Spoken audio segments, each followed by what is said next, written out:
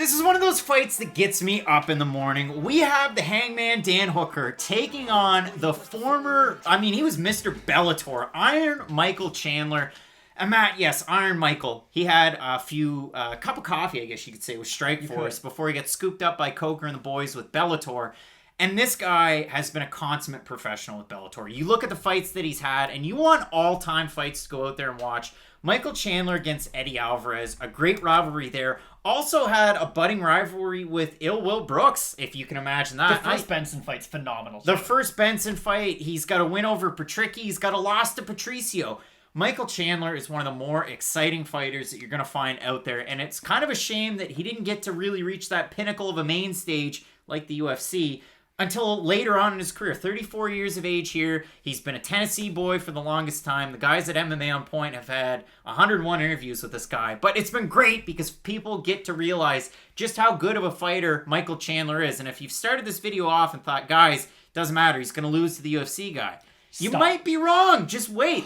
This guy is a great fighter, and so is Dan Hooker. And that's what makes this fight so entertaining. Because from what we've seen out of Dan Hooker in his UFC career, he's gotten better as it's gone on. And yes, he was that guy. I hope so. He was that long, drawn-out, skinny guy like Matt and myself at 145 pounds. He moves up to 155 and continues to have success. And you look at it, the knockout over Ross Pearson, the submission over Mark Chikasi, the knockout of Jim Miller, the knockout over Gilbert Burns.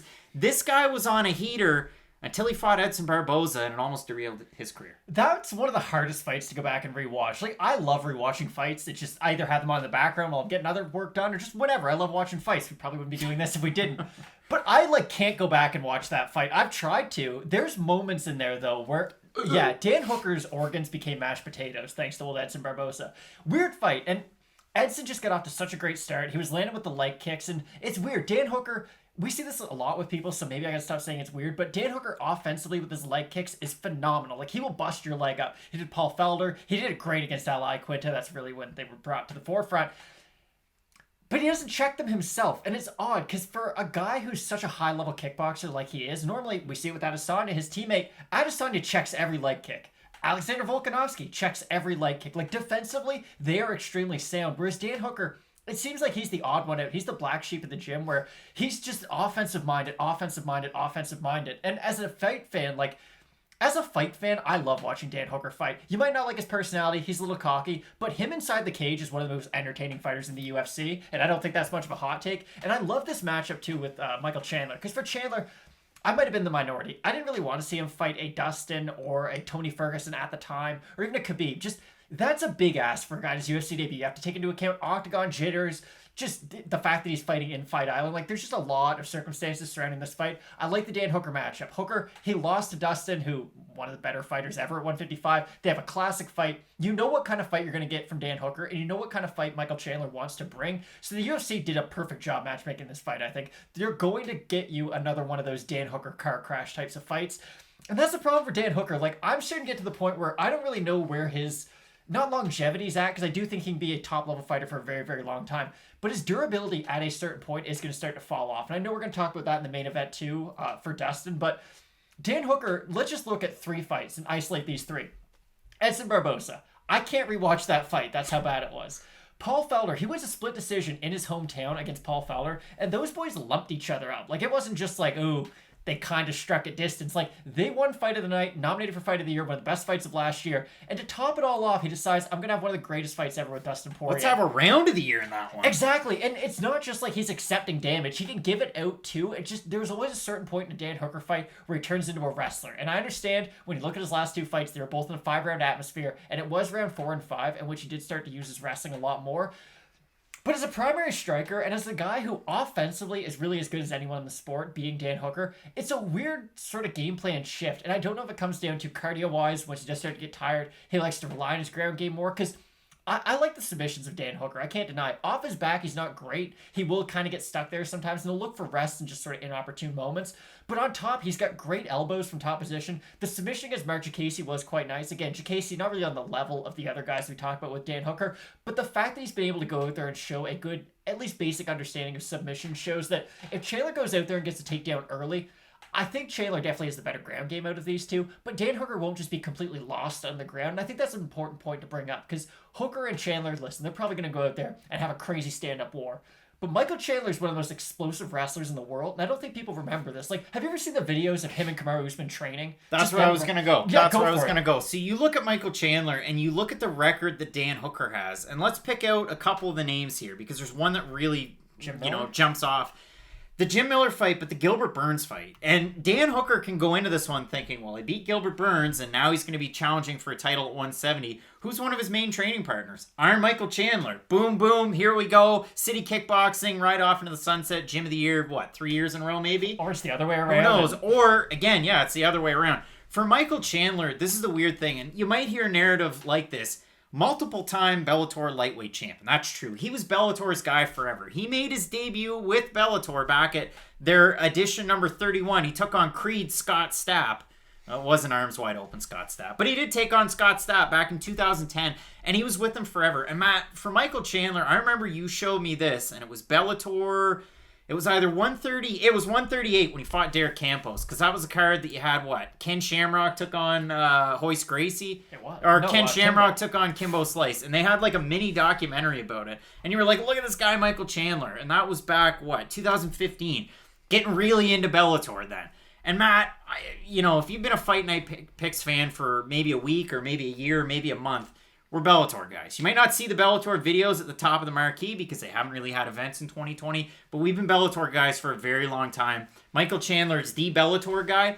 You get excited about his fights, and it's must-see TV for us, whether it's the Bellator Prelims 101 guys or it's on a Saturday night in a big event. And when it was in a Saturday night big event, and I remember we ordered the pay-per-view, Bellator NYC, that was such a funky fight where Michael Chandler fought Brent Primus. It was for the title. Chandler was coming off with a big win over Benson Henderson, a split decision, and everybody knows Benson, one of the best lightweights of all time.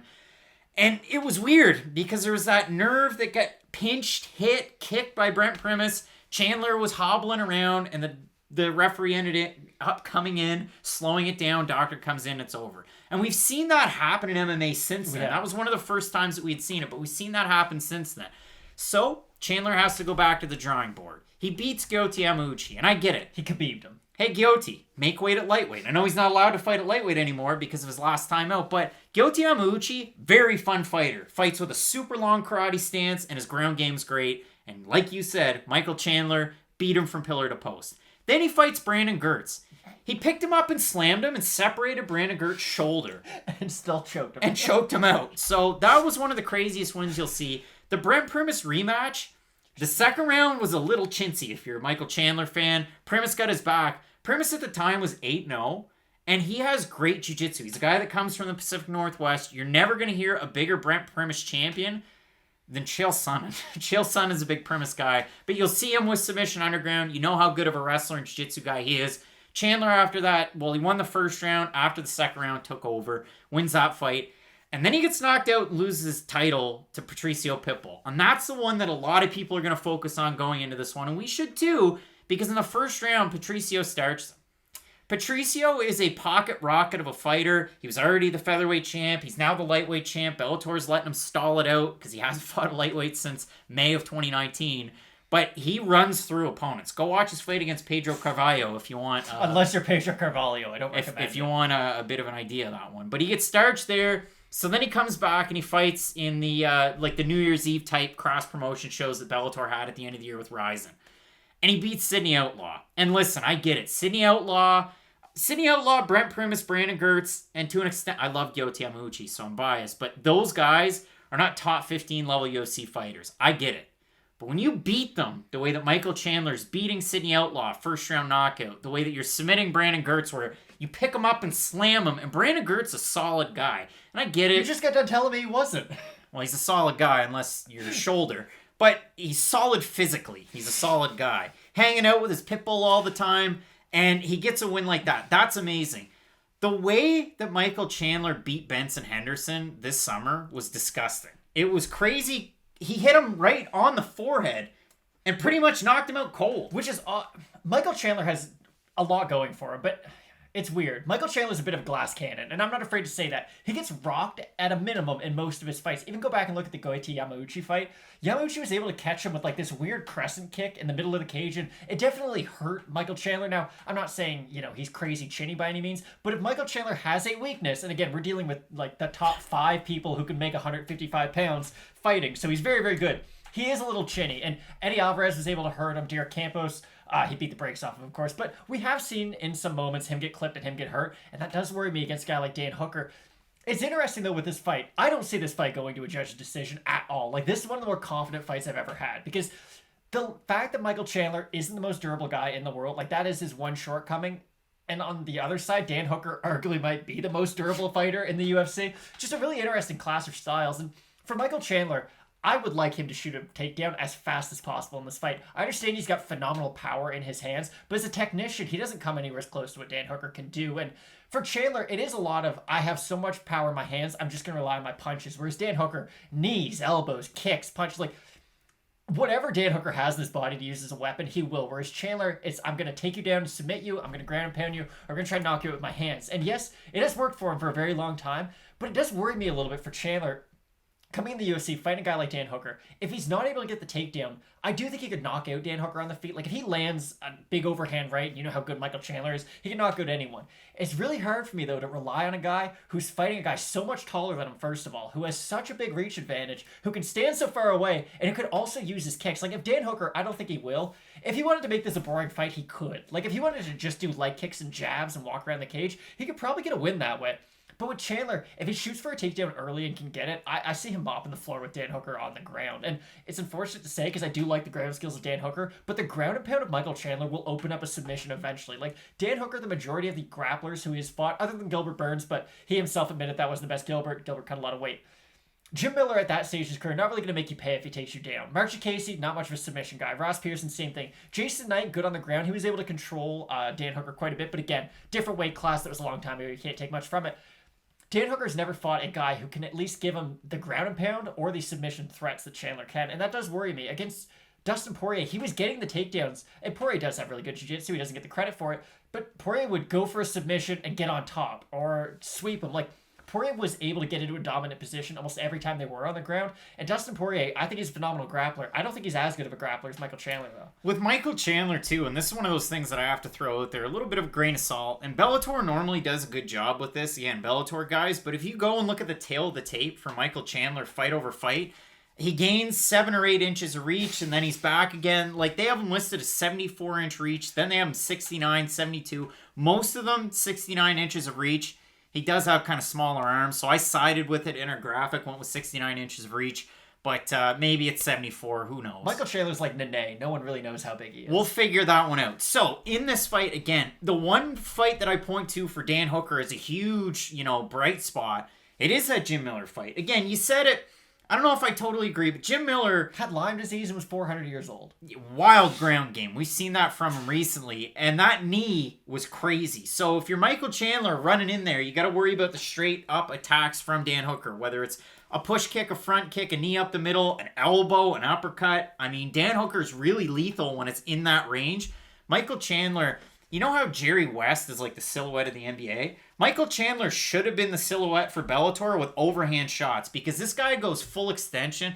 And this is going to sound really weird. There's nothing prettier in MMA to watch than a huge overhand punch landing. Chuck Liddell, Aaron Pico in the fight against John DeJesus, if you want to see one with Bellator. Or Michael Chandler, the way that those guys land. Huge extension, lots of power. You leave your chin open, but lots of power, and they normally connect for those guys. So for me, I love this fight. Again, if we talk about the Tapology votes, Matt, 651 of them, 65% going with Hooker, 62% of them, of those voters have him to win by knockout. If we look at the odds, Hooker open a minus 160. He's now minus 126. And if you look at Chandler open plus 140, he's now plus 102. So that money is coming in on Iron Michael Chandler. Again, I can't stress this enough. This might be my favorite fight on this card. It's a great card. This fight's going to be great. Like, the co-main and main, again, the whole card is going to be very good, but this reminds me of UFC 236, where you look at the card and you're like, there's some good fights, and then the co-main event's Adesanya Gaslam, and the main event's Holloway Poirier, and you're like, well, no matter what, those fights are going to guarantee. It very much feels the same way with this pay-per-view.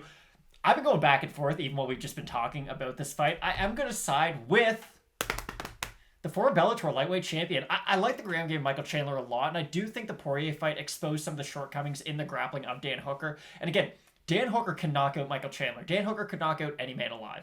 But the fact that Chandler, the chin worries me a little bit. If he can avoid those long, drawn-out exchanges, though, I think he can get the fight to the ground eventually. If Michael Chandler decides to go out there and just strike with Dan Hooker for 3 rounds, though, he's going to go to sleep. I need to see the wrestling early on from Chandler, because if he is able to mix in the ground game, keep Dan Hooker thinking. And that's really been the key of everyone who's been able to beat Dan Hooker. If you look at Yair Rodriguez is like fighting a windmill. Like, he's just doing so much at a time. It keeps Dan Hooker thinking. And I think it's the case. Shout out to the 2011 Mavs, one of my favorite basketball teams ever. They broke LeBron James. They were like, okay, you're so smart when it comes to basketball IQ. We're not going to do anything conventional. To me, it feels like Dan Hooker's fight IQ is at such a high level that when you do start throwing in different looks, it's not that it overrides him, but it's just like, oh shit, like this isn't how people normally fight. And if you can give him a lot of looks, you can beat him. Michael Chandler can pull that off, I think. Fortis MMA connection with what you just said and Deron Williams. But when we look at this fight, I kind of look at it in a simple way. You saw Carlos Condit take on Matt Brown here recently. And what did everybody say? For Matt Brown to win, throw it back to that Wonderboy Thompson fight. You got to work those takedowns. You got to work that top pressure. Everyone. You mean us? It started out early like that, but Matt Brown's also 40 years old, and he's taken a ton of damage throughout his career, not just inside of the cage. And he just started to get tired. And also, Carlos Condit the ground game went of Davian full grappler, and I've never seen him wrestle like that in my life.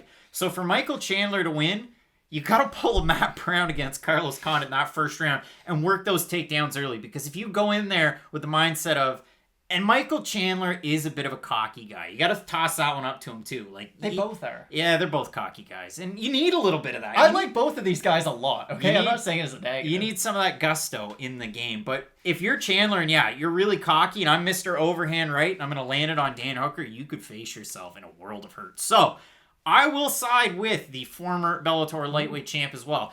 He's not current. He lost it a long time ago, but overall, I just wish Chandler was in the UFC like 5 years ago. I agree. Right now. I think that's the big point you have to take away from this. After his first premise loss, I don't know if it was immediately after that, but it was within that time, he had re-upped with Bellator and decided to re-sign a contract with them. And it feels like we did miss out on 3 or 4 like good Michael Chandler UFC fights. I'm not saying he's past his prime, but he's at least near the end of his prime compared to where he could have been if he did decide to come over in like 2016 area. So I think we are going to see a very good version of Michael Chandler. I don't think this is going to be like a Ben Askren where it's, you know, he's been off for a long time and there's some questions around his level of competition in the first place. I really like Chandler in this. Matt, really looking forward to this fight, and it might be a surprise to a lot of people. We have Michael Chandler to get the win. Let us know for absolute nut jobs down below in the comments section. But overall, I love this fight, and our main event is going to be something to pay attention to. We have Dustin Poirier taking on Conor McGregor, the rematch at 155 pounds. And while this fight between Hooker and Chandler may have possible title implications, you know that main event does between Poirier and McGregor. So keep it locked in with Fight Night Picks, man, as we always say. Let's get into it.